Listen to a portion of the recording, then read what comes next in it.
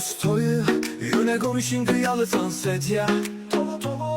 Ey gelin bu senin öztoyun, sen düşünemem. Haysı yurttan alındı kabu gelin. Bulur kilo düşen artist bulaymasın. Kilo doğumu yok mu? Ertesi günem yaşmaklı gelin bolmalı mı indi. Ertesi gün gelin polnu pahir noktasını basar. Geline dur diyecek yok mu? Agı iskovdura ya day. Toy özüm ki oynayacak. Ön tanşip olup işlen Oynayacak. Seraba pul vermeptiler.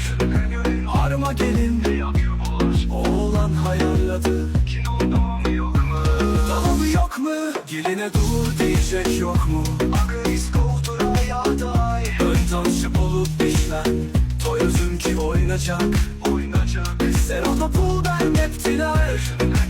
Arma gelin oğlan hayalladı. Kilo doğumu yok mu? Dolabı yok mu?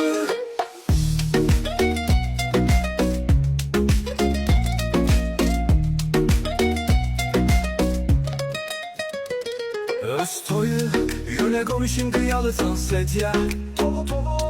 Ey gelin bu senin öztoyun, sen düşünemem.